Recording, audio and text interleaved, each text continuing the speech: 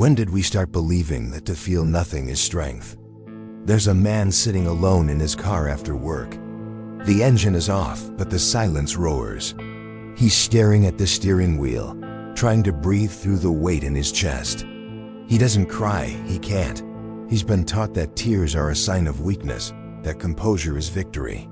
So he smiles to his reflection in the rearview mirror, tightens his jaw, and whispers to himself, "I'm fine." But he's not. We live in a culture that worships toughness. Be strong, be unshakable, be the one who never breaks. But have you ever asked yourself, strong for what? Strong for whom? Somewhere along the line, we confused numbness with courage, suppression with power. We built our identity around endurance, not awareness, and we called it strength. Yet inside this armor, something has been dying: our capacity to feel, to connect, to be human. We wear our stoicism like a badge of honor, but it's become a cage. We've mistaken emotional paralysis for maturity, when in truth, it's spiritual decay. What if everything you were told about being strong was a lie? What if real strength isn't in holding it together, but in daring to fall apart consciously, to face the chaos within, and to rise from it awake? Because the greatest danger of toughness isn't that it makes you strong. It's that it convinces you you're not allowed to be human. Before we go deeper, I want you to stay with me until the end of this video, because what you're about to hear may completely change the way you understand power, pain, and freedom. If this message resonates with you, hit the like button, subscribe, and turn on the notification bell so you'll be the first to know when I release another video that dives even deeper into the human soul. Now let's uncover the mask, because what we call toughness might be the most dangerous illusion of our time. We live in a theater of strength. Every day, people walk the streets wearing invisible armor, smiling when they're breaking, performing confidence while they quietly collapse inside. Men are told not to cry. Women are told not to need. Leaders are told never to falter. And somewhere between those commands, our humanity gets lost. We have turned toughness into a performance. It's not about resilience anymore, it's about optics. The right posture, the right tone, the unshakable face. You see it in boardrooms, locker rooms, even in families. Parents teach children not to make a scene. Boys learn to hide fear. Girls learn to hide pain. And by the time we're adults, we've mastered the art of emotional camouflage. Machiavelli wrote, "Men judge more by their eyes than by their hands." He meant that people rarely care about what's real. They care about what looks real. So we build our lives like stage sets, perfectly lit, carefully arranged, but hollow behind the curtains. Society rewards appearance, not authenticity. We admire those who look unbreakable, not those who understand their own fractures. Carl Jung called this the persona, the social mask we wear to be accepted. It's necessary, he said, but dangerous when we forget that it's only a mask. And that's exactly what has happened. Toughness has become our modern persona, the armor we believe keeps us safe, but in truth, it keeps us numb. Look around. The soldier who came back home but can't talk about what he's seen. The CEO who smiles at every meeting but hasn't slept in months. The young man in his 30s who posts motivational quotes about strength, yet feels crushing loneliness every night. Different faces, same mask. And what's terrifying is how society applauds that mask. We celebrate burnout as ambition. We glorify exhaustion as discipline. We call emotional repression focus. We tell people, keep going, when what they really need to hear is, you're allowed to stop. This is the sickness of our time. The idea that to be valuable, you must be invulnerable. We have forgotten that emotion is not the enemy of strength. It is its foundation. A person who cannot feel cannot grow. A person who cannot cry cannot connect. A person who cannot break cannot transform. The lie of toughness tells us that if we just endure long enough, we'll become free. But Machiavelli, in his cold wisdom, would have laughed at that illusion. He understood that power without self-awareness is destruction. That control without reflection is tyranny, first over others, then over yourself. And this is the paradox. We wear armor to protect ourselves from pain, but that very armor keeps pain trapped inside. We build walls to feel safe, but those walls become prisons. We pretend to be unbothered, but deep down, we're screaming to be seen. Maybe toughness isn't strength at all. Maybe it's fear disguised as confidence, rewarded as virtue, and passed down through generations as wisdom. The truth is, no one is born wanting to be unfeeling. We become that way because somewhere along the road, we were told our softness was dangerous. Maybe your father taught you to never cry. Maybe society told you emotions make you weak. Maybe life taught you that vulnerability leads to pain. So you locked that door, sealed it shut, and called it discipline. But discipline without awareness is denial. And denial doesn't make you stronger, it makes you blind. So here's the question. Who are you when the mask falls off? Who are you when there's no one left to impress, no battle left to fight, and no image left to maintain? Because if your identity depends on looking strong, then you've already surrendered your freedom to the illusion of toughness. If any part of this spoke to you, if you saw even a glimpse of yourself in this mask, share your thoughts below. Tell me your story. I read every comment and I want to hear yours. Now let's go deeper. Because Machiavelli didn't just describe the performance of power, he warned us about its cost. In the next part, we'll explore his most unsettling truth, that the greatest danger isn't weakness, it's blindness. 500 years ago, a man named Niccolò Machiavelli looked at the human soul and saw something terrifying. How easily we deceive ourselves in the name of virtue. In The Prince, he wrote, "A man who wishes to act in all cases as a good man is doomed to ruin." At first glance, it sounds cruel, even immoral. But what Machiavelli understood is what most of us still refuse to see. The world doesn't bend for ideals, it bends for awareness. He wasn't saying goodness is useless. He was saying that goodness, when blind, destroys itself. And this is the same illusion we live under today, the illusion of toughness. We think if we hold ourselves together long enough, if we never show pain, if we never admit fear, we'll earn safety. But Machiavelli would whisper, that is the most dangerous lie, because the world doesn't reward your suppression, it exploits it. The harder you try to look invincible, the easier you are to control. The tougher you pretend to be, the more predictable you become. And nothing is easier to manipulate than a person desperate to maintain the illusion of strength. Machiavelli saw human nature not as it should be, but as it is, chaotic, selfish, fragile, and hungry for control.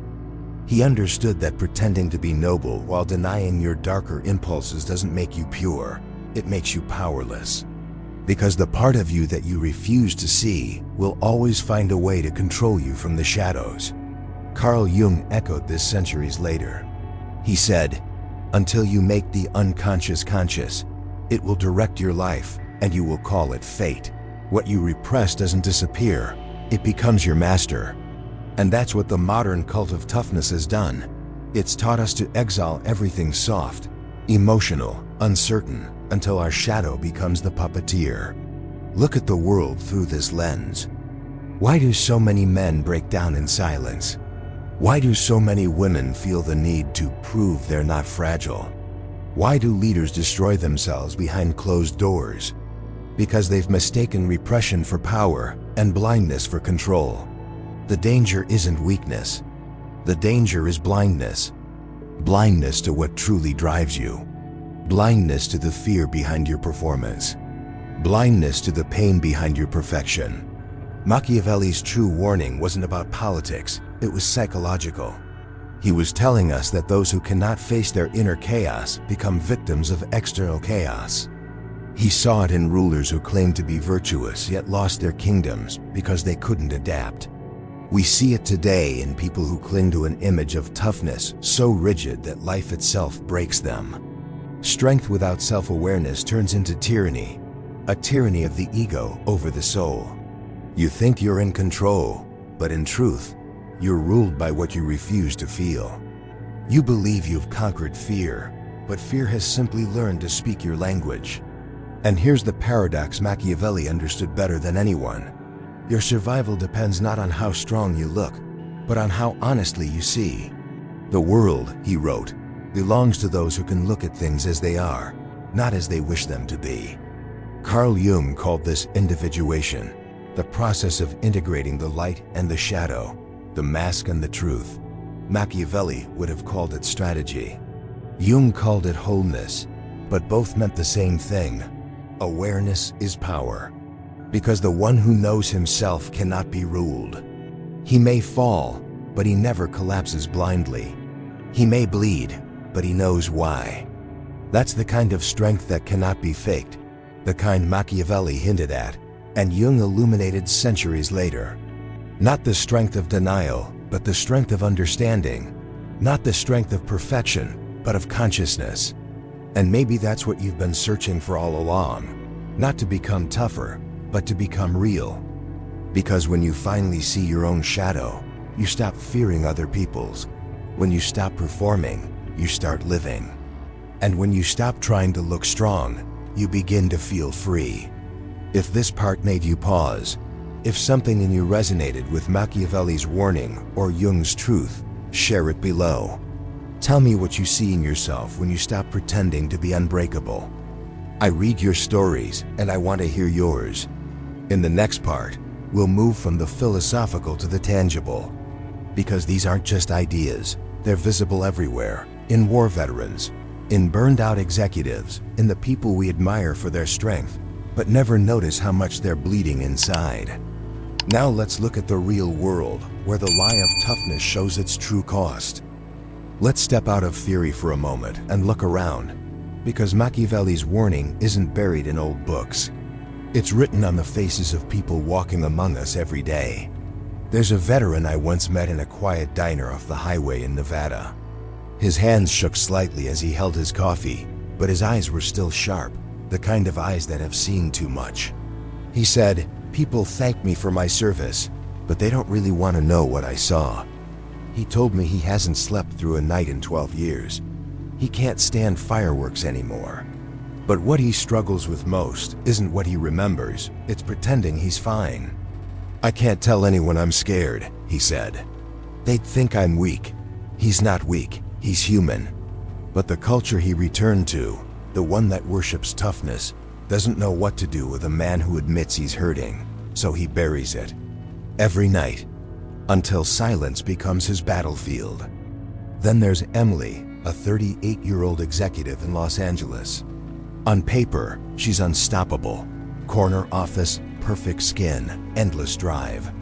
But when her assistant left her laptop open one day, I saw her to-do list. One line caught my eye: try not to cry in the bathroom. That's what toughness looks like now. A woman fighting a war against her own exhaustion, praised for her composure while she quietly falls apart. She told me later, "If I slow down, I'll be replaced. If I speak up, I'll be labeled emotional." So I keep going, and the world applauds. We call it success, but it's just another form of survival. Then there's Tom, 46 years old, father of 2, works construction in Ohio. He's the kind of man who fixes everything but himself. His son once told him, "Dad, I've never seen you cry." Tom just laughed. Men don't cry, kid. But that night, when his wife was asleep, he sat in the dark living room staring at his hands, calloused, cracked, trembling. He whispered, "If I start crying, I might never stop." He wasn't afraid of weakness. He was afraid of feeling again. And then there's Jack, 29, working in tech, ambitious, driven. He tells his friends he's grinding, but he's really hiding.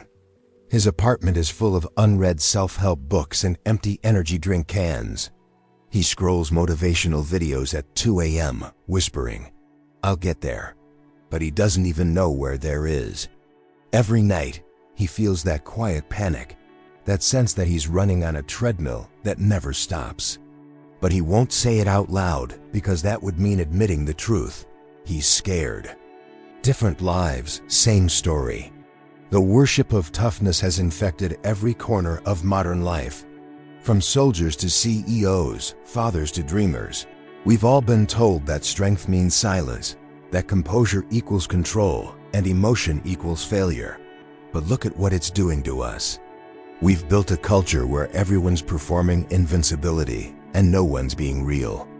Where people mistake numbness for maturity, burnout for purpose, and loneliness for independence. And then we wonder why anxiety is rising, why addiction is growing, why we feel so disconnected in a world more connected than ever. It's not just technology, it's not just capitalism. It's emotional starvation. We are a generation trained to hide our humanity and call it discipline. This is the cost of the lie. The veteran's sleepless nights, the executive's silent breakdown, the father's hidden grief, the young man's quiet collapse. Each one of them is proof that toughness, when it's hollow, doesn't save you. It buries you alive. Machiavelli saw it centuries ago. When appearance becomes more important than truth, people destroy themselves to maintain the image. And Jung saw the same thing in the psyche. When the shadow is denied, it doesn't disappear. It turns inward and devours the soul. You can't perform your way to peace. You can't fake your way to wholeness. And you can't armor your way to freedom. Sooner or later, the mask cracks. The truth always finds a way through the armor. And when it does, you'll either face it or it will break you. If one of these stories sounded like yours, if you saw a reflection of your own battles behind the mask, share it below. Write about it. Tell your truth. I read the comments because they're not just words, they're windows into real lives. In the next part, we'll step into what comes after the breaking, the transformation that begins when you stop running from yourself. Because beyond the mask, beyond the pain, there's something far more powerful waiting to be found. Awareness. True strength is self-knowledge, not the kind of strength that clenches its jaw and hides its trembling hands, but the kind that looks directly into its own fear and says, I see you. You've been told that healing means fixing, that freedom means control, that courage means pushing through. But maybe the bravest thing you'll ever do is to stop pretending you're fine. Carl Jung once said, wholeness, not perfection, is the goal.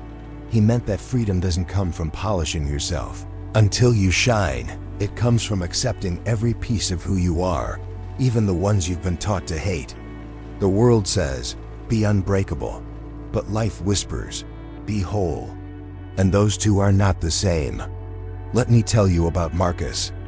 He was a firefighter in Boston, the kind of man everyone called a hero, stoic, focused, steady under pressure. But when his marriage ended, something broke open in him. For the first time, he couldn't hide behind the uniform. He told me, I realized I'd saved strangers from burning buildings my whole life, but I'd never saved myself. For years, he thought emotional control was his strength. Now he knows awareness is. He said, the day I cried in therapy was the first day I actually felt strong. Because I finally stopped lying to myself. That's what self-knowledge does. It doesn't make you invincible, it makes you honest. And honesty, as Machiavelli would remind us, is the beginning of strategy. You can't lead a kingdom if you can't face your own chaos. You can't control the outer world until you've looked at the one inside you. But awareness isn't pretty. It's not sitting under a tree humming affirmations. It's confronting the moments you've buried, the fear, the jealousy, the shame. It's realizing that your anger is just grief in disguise. That your arrogance is just insecurity with a better outfit. That you need to control everything comes from the terror of being seen as you really are. And that realization hurts. But it's a sacred kind of pain, the kind that cleanses rather than destroys. Because every time you bring something hidden into the light, it loses the power to own you. Machiavelli believed in understanding human nature so deeply that nothing could surprise you. That's what awareness gives you, not the absence of pain, but the presence of clarity. You stop fighting reality. You start dancing with it. And suddenly, the energy you used to waste pretending becomes energy you can finally live with. Jung would call this individuation. It's not about becoming someone new.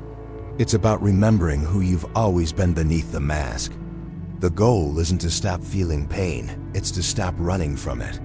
Because when you stop running, pain becomes your teacher instead of your captor. There's a story from Zen Buddhism that I love. A monk asks his master, "How do I find peace?" The master replies, "When hungry, eat. When tired, sleep," the monk says. "But I already do that." The master smiles. "No, when you eat, you think of 1,000 things. When you sleep, you dream of tomorrow. To find peace, you must eat and know that you're eating, sleep and know that you're sleeping. That's awareness. It's not doing more, it's being present in what is.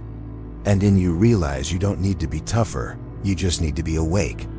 You don't need to add another layer of control, you need to remove the walls between yourself and your own truth. Because when you see clearly, you can finally choose freely. That's what true strength looks like. Not in the man who never bends, but in the one who can break with grace and rebuild with wisdom. Not in the woman who never cries, but in the one who dares to feel everything and still moves forward. You don't need to build more armor, you need to take it off. Let the world see your humanity. It's the most dangerous and beautiful thing you have.